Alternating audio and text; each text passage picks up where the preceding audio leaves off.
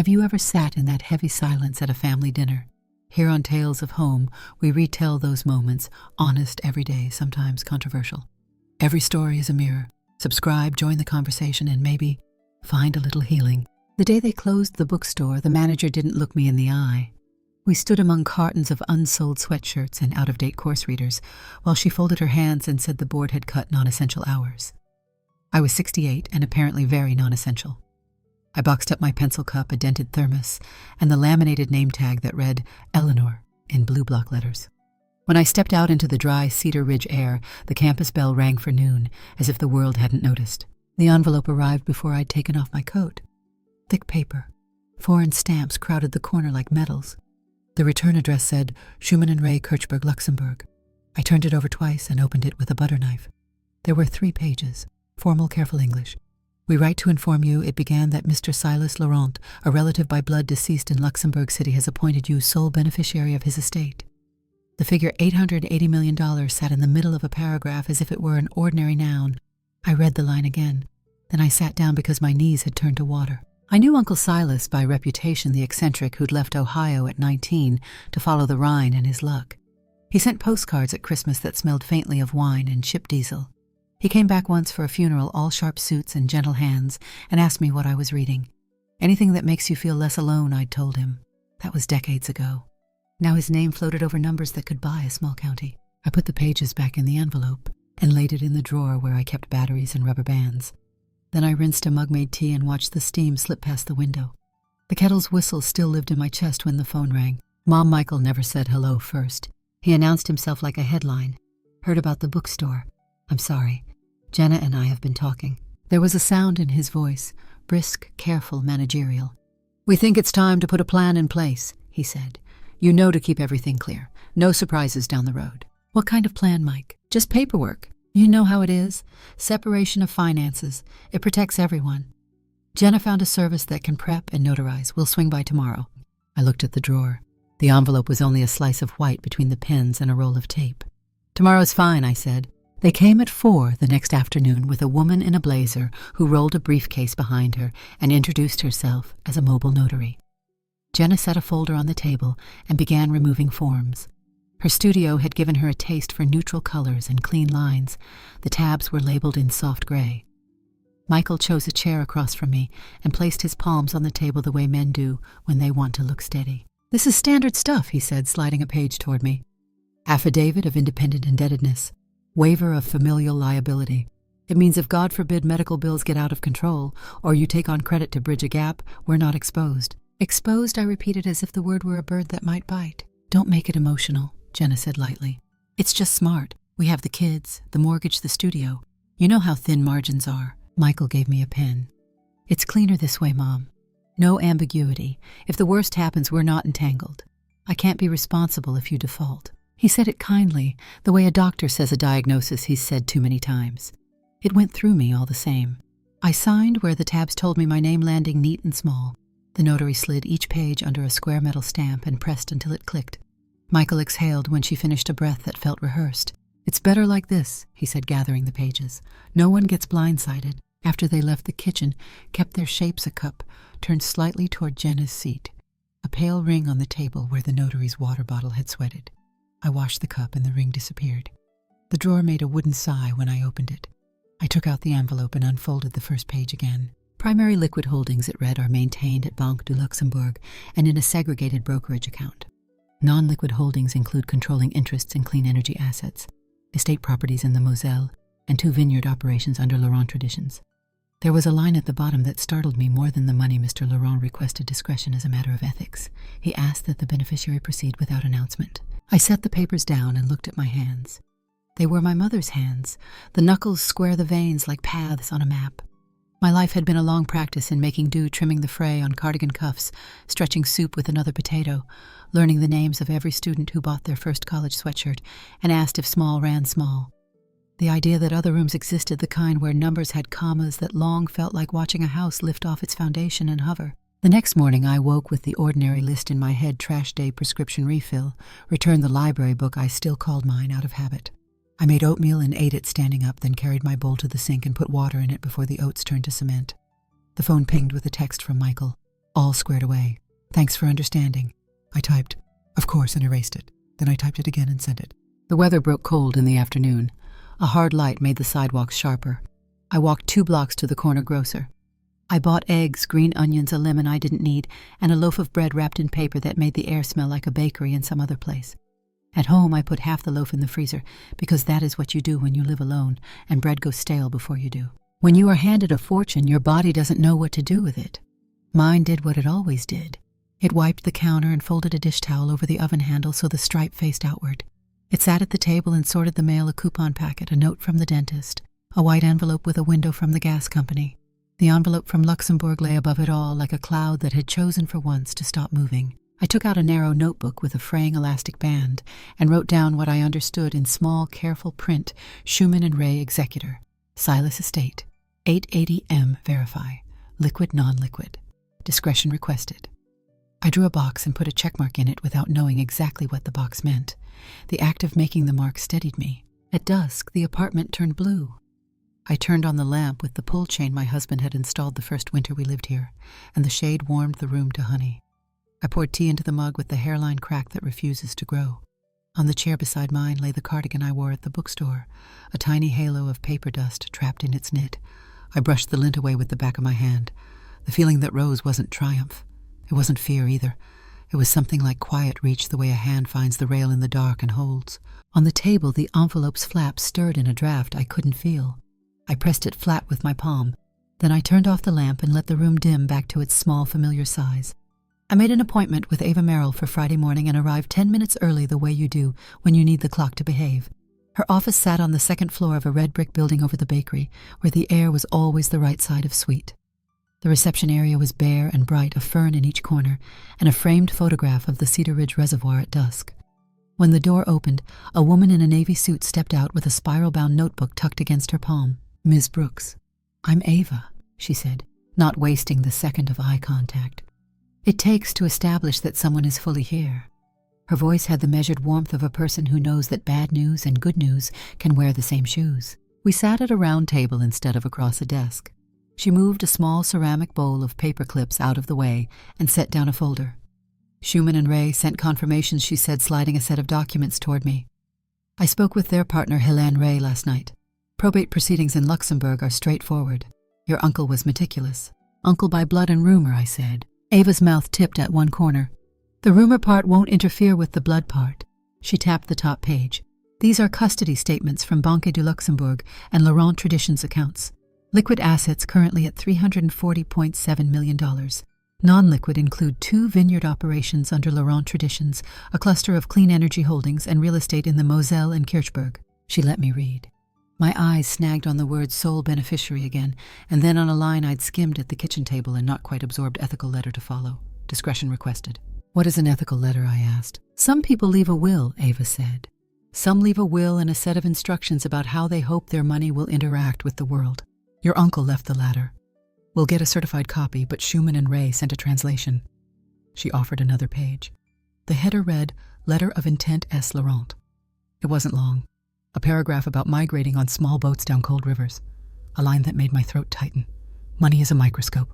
Put it over character and you'll see what you missed with the naked eye." I touched my finger to the phrase and lifted it away like it was warm. "Mr. Laurent requests confidentiality," Ava went on.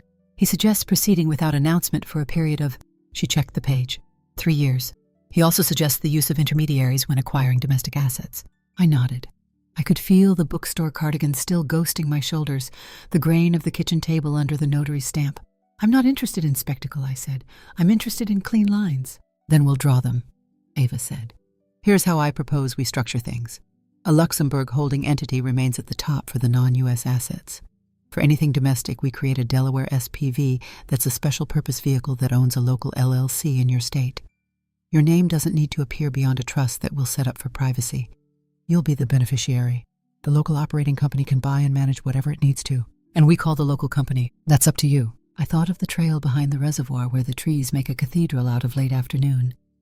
"Cedar Trail Holdings," I said. Ava wrote it down without commentary. "Next, a banking relationship here for operating cash. We'll keep most of your liquidity in Luxembourg until we have domestic investments to fund." She paused. "Do you want to move a small amount now? A test wire helps establish a rhythm. My mouth found a smile before I knew I had one. A rhythm. Even a waltz needs a downbeat, she said. Say $4.5 million. It covers fees, initial legal, and leaves room for you to breathe while we set the scaffolding. We signed what we needed to sign. Ava's pen made a particular dry whisper on paper, like a match that never quite flares. When she stood, the fern in the corner shivered as if a vent had come on. I will email you the SPV drafts and the trust language, she said, and a list of domestic banks that play nicely with quiet money. Outside, the bakery was pulling baguettes. People lined up with the mild patience bread inspires. I walked home along Cedar Street past the college bus stop, past the bulletin board where someone had posted a flyer for a lost scarf, as if the town were small enough that a scarf could be found by consensus. In my apartment, sunlight lay in a clean square across the floor. The test wire arrived late afternoon. The bank app used a cheerful font for numbers that looked nothing like cheer. I put the phone face down and opened my narrow notebook. New page, new title. What exists? What matters? Under it, I wrote 2 columns. On the left, liquid. Vineyards. Clean energy. Kirchberg apartment. On the right, discretion. Dignity. No announcements. No humiliations. No humiliations surprised me. It had arrived in the same part of me that makes a bed right after getting out of it. I underlined it once. At dusk, I walked to the small coffee shop on Maple, where the tables wobble and the Wi-Fi never does. I ordered a pour-over and took the end table by the outlet, the one that always smells faintly of orange peel. I opened the old laptop and typed Harbor and Pine Risk Group into the search bar. The company site was clean but dated.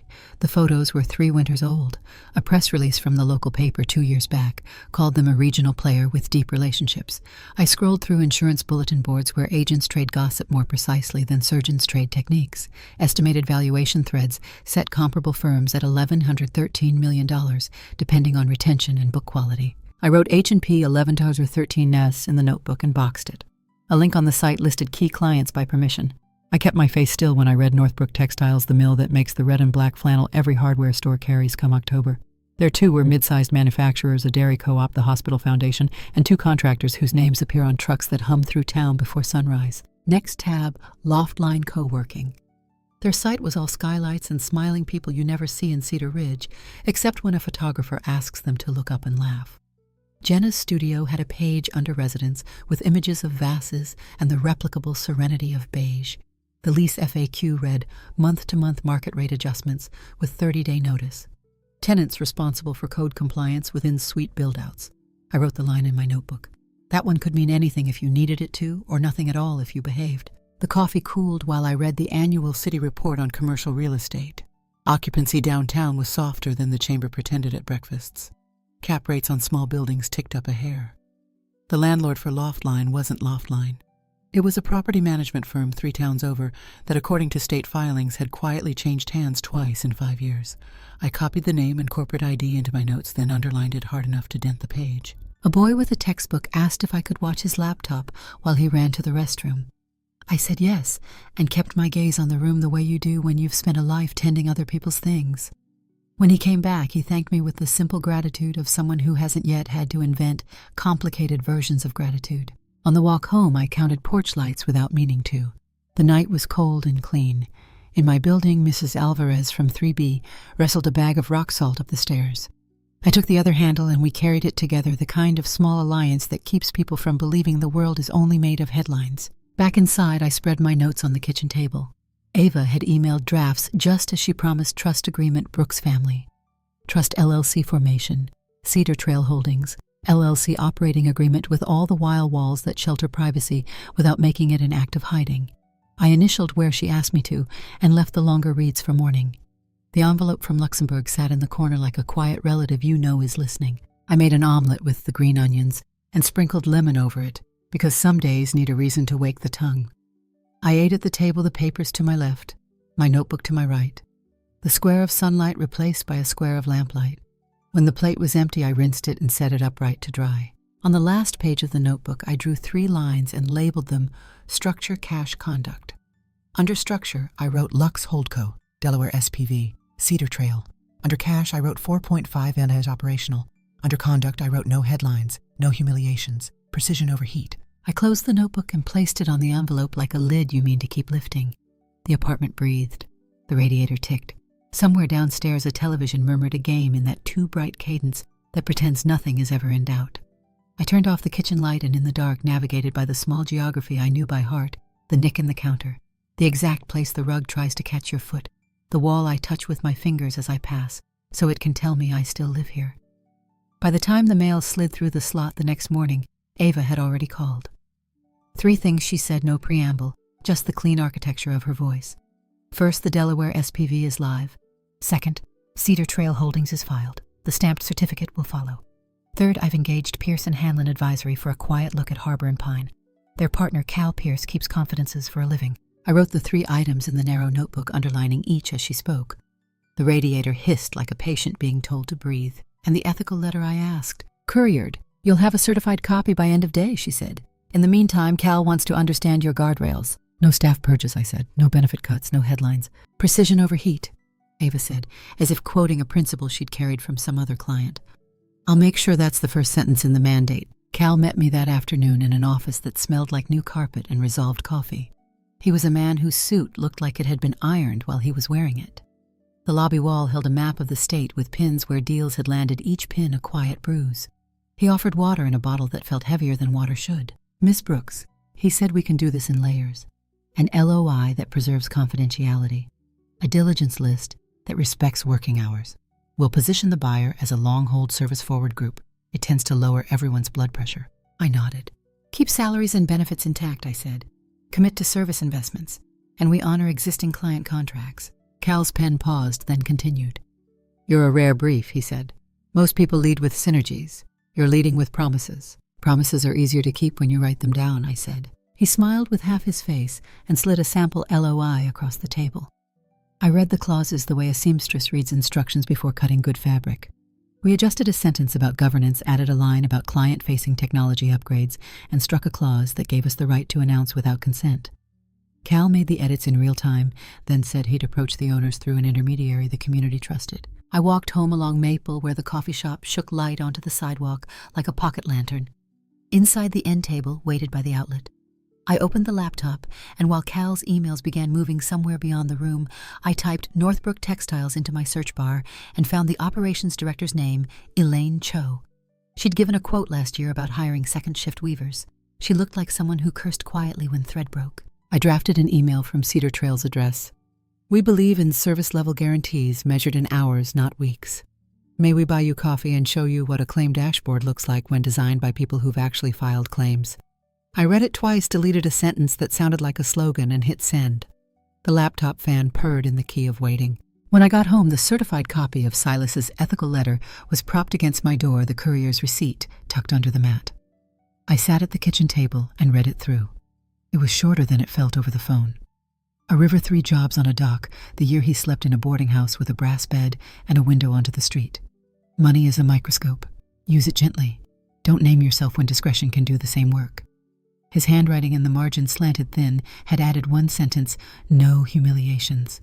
I ran my finger under the words and let them settle like a stone on a table that had seen better plates. 2 days later, Cal called to say the owners at Harbor and Pine were curious and tired, which he described as the most negotiable combination.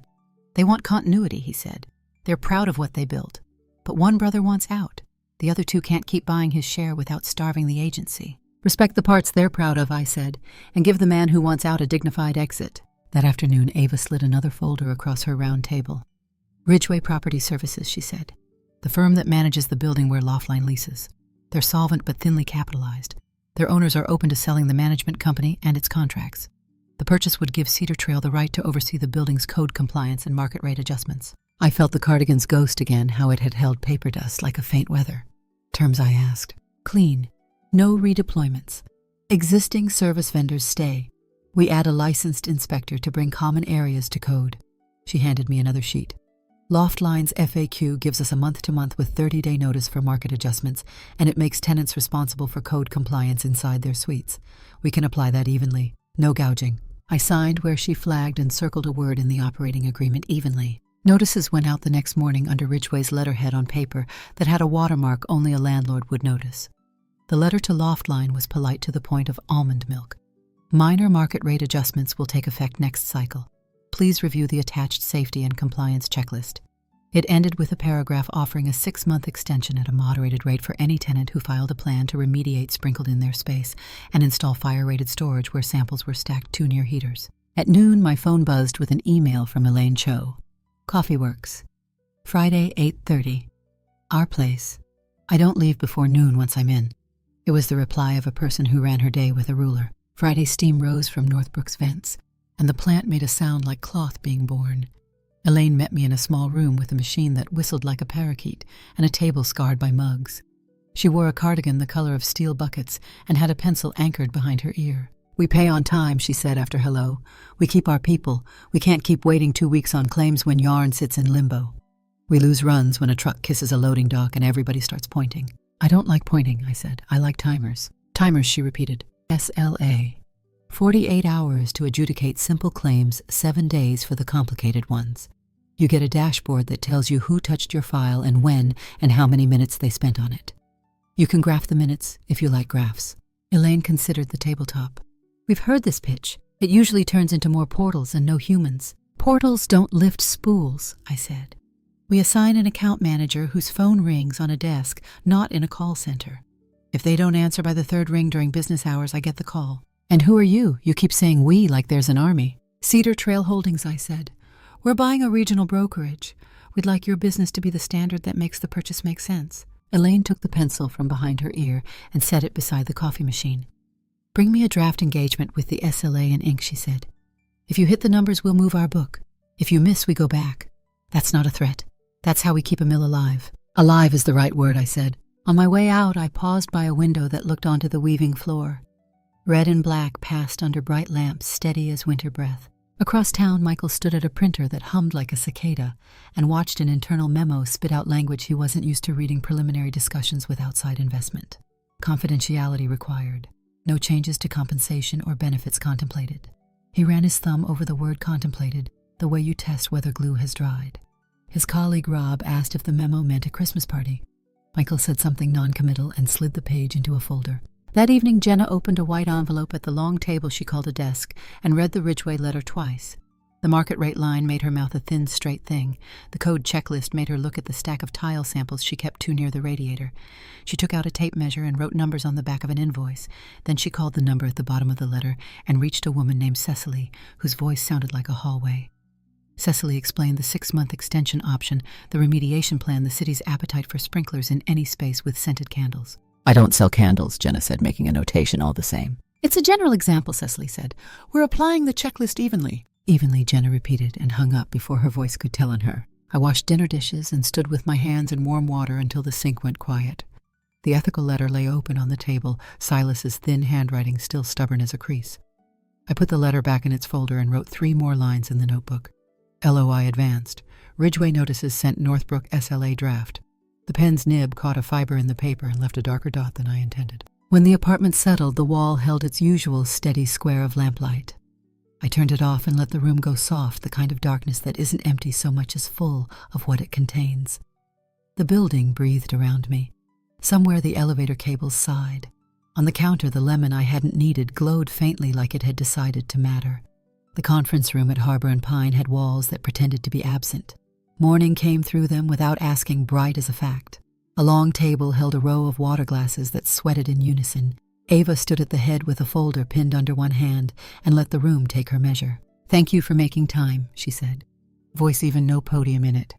"I'm Ava Merrill, counsel to Cedar Trail Holdings. With me is Miss Eleanor Brooks, who represents the new ownership structure." The partners sat together, shoulders tipped the way people do when they've shared a payroll and a set of holidays for too long. A few department heads ringed the far side, among them Michael, who kept his pen flat against his notebook as if it might decide to write on its own. Someone closed the door with a soft latch that sounded more final than it was. Ava began with the architecture of the deal. Quiet capital, long-hold posture service investments that read as verbs rather than nouns. "There are no changes to compensation or benefits contemplated," she said, and the word from the memo took a seat at the table and stopped fidgeting. "Current client contracts will be honored. Our focus is operational clarity, claims response times, transparency." She turned to me. I kept my hands folded the way I had at the kitchen table when the notary pressed the stamp.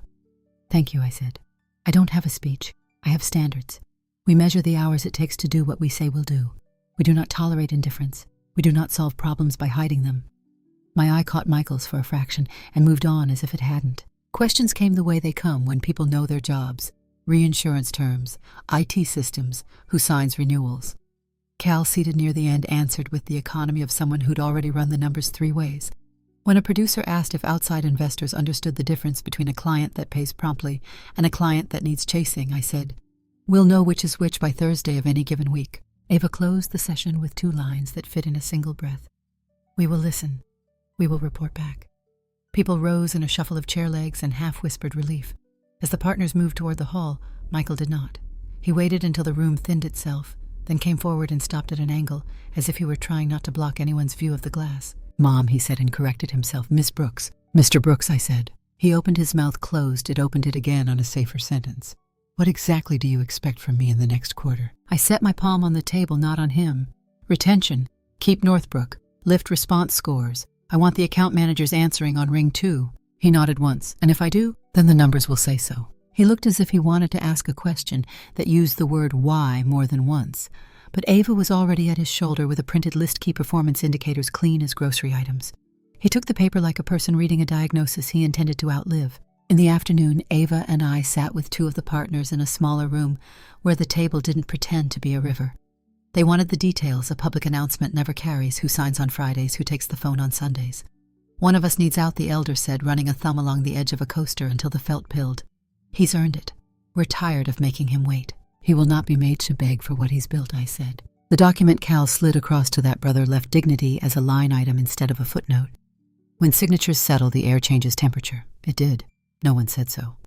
We stood and their hands were careful in the way men's hands are when the thing they've made keeps its name. Across town, Jenna unfolded a pad of graph paper and wrote her studio's name in tiny architectural letters that made even the vowels stand up straighter.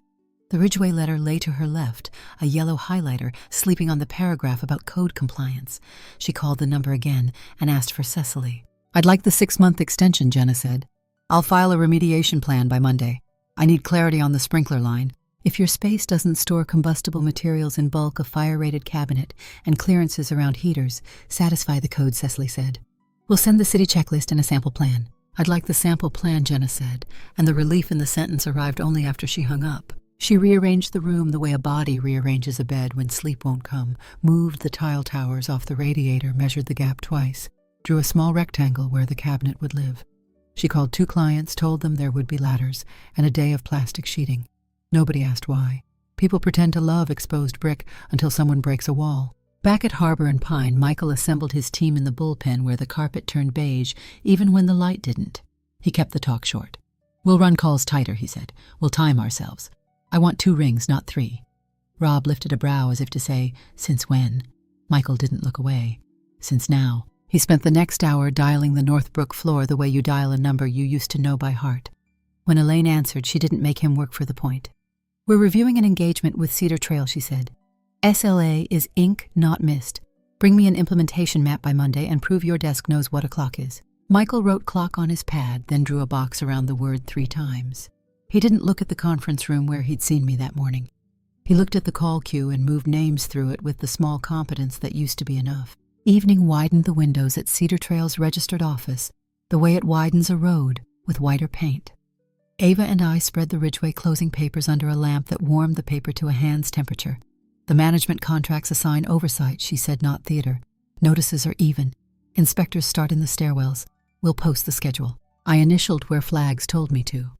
At the bottom of the stack lay the 1-page policy that would hang in the lobby: market rate adjustments by quarter, safety guidelines in plain English contacts with names attached. There was a line about extensions for tenants who filed plans, and another about a grace period when the city took longer than the city liked to admit. "Put Cecily's number on it," I said. "People do better when a voice answers." Ava nodded, wrote the note, and capped her pen like she was putting away a small blade. That night, I took the ethical letter from its folder and smoothed the fold, as if the paper had slept wrong. The words did not change. They didn't need to. I set the letter beneath the narrow notebook and wrote 3 more lines. H&P internal introduction complete.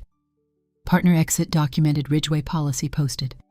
Underneath in smaller hand I wrote, "No humiliations," and let the nib sit long enough to give the letters weight. On Saturday, the loft-line hallway smelled briefly of fresh paint, where an inspector had circled a nick with a wax pencil, and a porter had brushed it away like a bruise. Jen tacked her plan to a cork square outside her door cabinet, clearances an electrician on Thursday. She'd dressed in work jeans and a sweatshirt from a museum shop, hair pulled back into the kind of knot a day demands when it doesn't want to be pretty. 2 neighbors read the plan and nodded with the politeness that follows anyone doing something boring and necessary.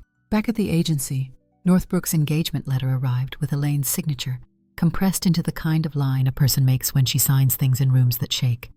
SLA paragraphs sat where promises usually go to die. These did not. Cal forwarded the letter to Ava, who forwarded it to me, who placed it next to the ethical letter, without deciding whether the gesture meant anything beyond paper-liking paper. Late afternoon made the glass conference room look like a lake you could step onto if you didn't mind cold. Michael leaned in the doorway, not inside and not out. "We held Northbrook," he said. His voice had the plainness a good loaf has when you slice it and it doesn't fall apart. I looked up from the page. "Good," I said. "Now make the rest as boring." He almost smiled. It stopped at the corner of his mouth and stayed there like a coin that decided against falling. On Sunday, the building settled into its small domestic noises pipes, remembering radiators exhaling. I rinsed my mug and set it on the rack 2 spaces in from the edge, the way I always did. The square of afternoon found the table. The lemon by the sink threw a pale sun onto the counter that did not ask to be believed. I opened the notebook and drew 3 short columns without labels. Then I put the pen down and let the room be what it was, warm enough, quiet enough, full enough to hold what had already been said aloud. On Monday, the hallway smelled faintly of laundry soap and cold metal. I was rinsing a cup when the knock came 2 short taps, one long. Michael stood in the doorway with a folder under his arm and the expression of a man who has rehearsed a sentence until it lost its edges. "We kept Northbrook," he said as I let him in. 47 hours on the first claim. The dashboard works." He set the folder on the table but didn't open it. "I'm not here for money. I'm here for a path." The word hung between us like a coat on a chair. I pulled out 2 seats. He sat, hands on his knees. "Jenna's coming by," he added as if asking permission for a weather pattern. "She wanted to be part of whatever this is." The kettle clicked off behind me. I poured hot water over a tea bag and set a glass of tap water in front of him the way mothers do when they remember a son's habits without deciding to. When Jenna arrived, she had graphite on her thumb and a folded sheet of graph paper in her bag. She nodded hello and sat without crosstalk, waiting for the surface to steady. "I need to show you something," I said. I took an envelope from the drawer where the rubber bands had made a constellation of circles and slid out a single page.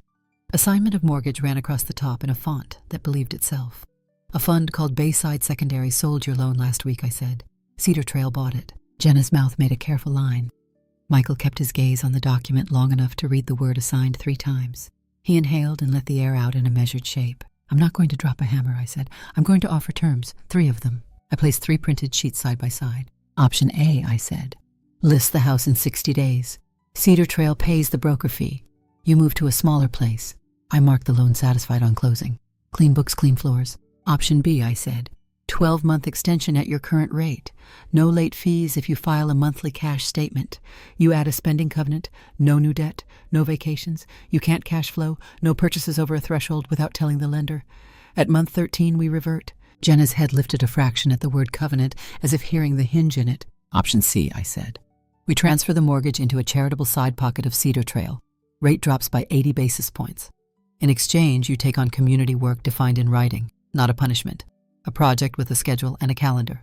"What project?" Michael asked, voice flat to keep it from breaking into other shapes. "The community learning room at the Cedar Ridge Recreation Center," I said. "The city cleared an old racquetball court and needs it designed and fitted lights that don't hum, tables that don't wobble, storage that doesn't bite. It serves adults who need a GED, kids after school union trainings, when the mill adds a line. We'll pay for materials and licensed labor. Jenna would be lead designer. Your mortgage payment becomes part of the fund flow that keeps the doors open." Jenna's fingers went to the graphite mark on her thumb and came away clean. "Timeline," she asked. 6 months to design and deliver," I said. "Cedar Trail waives penalties during the build. Ridgeway will hold loft lines rent at the moderated extension rate while you file and fulfill the remediation plan you already started. The checklist applies to everyone. The grace for community work applies to anyone who raises a hand." Michael leaned forward, elbows on the table the way boys do when they're about to ask for a second chance without naming it. "If we miss the schedule, then option C converts back to B and the rate resets. You keep the cabinets and the lights. The room belongs to the city either way." Jenna unfolded the graph paper from her bag. On it she'd sketched a rectangle with a window wall and 3 bands of storage. "We'd need acoustic panels," she said. "The room will echo. Lockable cubbies. Work tables that click together, not folding tables that pinch fingers." "Write it," I said. "We'll buy what the list asks for." Michael looked from the sketch to the mortgage page and back.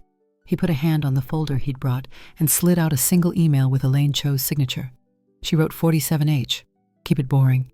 His mouth found a corner of a smile and let it sit there. "You brought me evidence," I said. "Evidence is better than apologies," he said.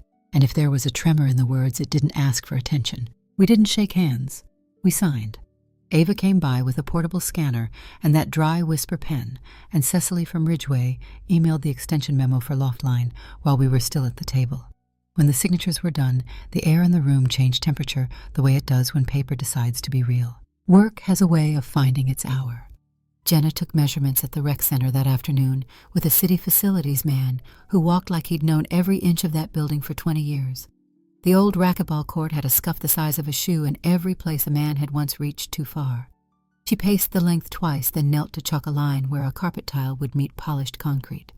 She spoke to the custodian about cleaning schedules and asked where kids leave their coats when they forget they have coats. At Harbor and Pine, Michael printed the SLA poster and taped it to the bullpen wall where the coffee stains met the edge of the whiteboard. He didn't announce anything. He started a timer on his desk and watched it run while he walked a claim through the new steps photo intake adjuster ping reserve set client call. The call log recorded 2 rings. Later, Rob stopped at Michael's chair and set down a stapler as if delivering a medal no one would pin. Evenings made the learning room gather itself. Volunteers from the mill came after shift to move tables. A retired electrician ran conduit like a man drawing lines on a map he still loved. Cedar Trail's purchase orders landed in vendors' inboxes and came back as coils of wire and boxes of hinges. Jenna stood on a ladder and taught a college kid to set T-tracks straight. They ate sandwiches off a plywood sheet because plywood will do that for you if you ask nicely. I visited without carrying a title. I held a trash bag open while people fed it with shrink wrap and foam. I watched 2 girls try out whiteboard markers on a scrap just to see the ink shine. The custodian told me the room had never been this quiet while so much happened. When the cabinets arrived, Jenna checked the edges with her palm and nodded at someone I didn't know. She'd chosen a laminate that looked like wood from the distance of a kind glance and wiped clean without complaint. The acoustic panels went up in squares the color of the sky over a lake at 4 in the afternoon. The cubbies locked with keys stamped 1 to 24. On the back wall, she painted a line the shade of pencil lead and wrote Room 7 in letters that made the numbers sit up straight. On a Tuesday, Ava and I signed the papers that registered the Brooks Laurent Fund with the state. The file folders looked like any other file folders. The fund's charter named scholarships for the community college, small grant housing rehab for workers, and operational support for the learning room. It did not name me. The checks would carry the fund's name the way a door carries a house without announcing the person who bought the hinges. At Cedar Trail, the first quarterly report populated retention up 2 points, response times down by hours that used to feel like days. Elaine sent a single line, "Met. Keep measuring." Michael printed it and pinned it behind his monitor where only he could see it. He didn't stop watching the call queue. On a Thursday evening that smelled like wet wool, the learning room opened without speeches. The city posted a note on the rec center's bulletin board. 12 people came. Then more did, because doors that are open teach feet to be brave. A woman in a diner uniform sat at a table and wrote fractions as if they were birds she might be able to feed. 2 kids put their foreheads together over a laptop. A man from Northbrook stood in the doorway a long minute before stepping inside and asking where the outlets ran. Jenna showed him the floor plan with the kind of pride that has learned to keep its voice level. There was a plaque near the light switch that said Community Learning Room, with support from the Brooks Laurent Fund and local partners. The font was modest. Names were few. Jenna's appeared in small type at the bottom design Loftline studio. She touched the edge of the metal once, then stepped back to let 2 boys drag a table into sunlight. At home, I set the ethical letter under the narrow notebook and wrote 3 entries on a fresh page. Mortgage option C, executed Room 7, open to the public, H&P SLA holding. I underlined each once. The apartment made its domestic noises, a pipe remembering to be warm, the radiator counting to itself. On the counter, the lemon had dulled to the color of a coin no one spends. I washed the cup I'd used that morning and set it on the rack 2 spaces in from the edge. Through the window, the streetlight put a square on the far wall, and the square held steady. I closed the notebook and slid it into the drawer where batteries and rubber bands keep their circle without insisting anyone notice. Then I turned out the kitchen light and let the room go the size of what it could hold. Thank you so much for listening to today's story. If this story resonated with you or made you reflect, I'd love to hear your thoughts, so feel free to share them in the comments below. And don't forget to like, subscribe, and hit the notification bell so you won't miss the next story.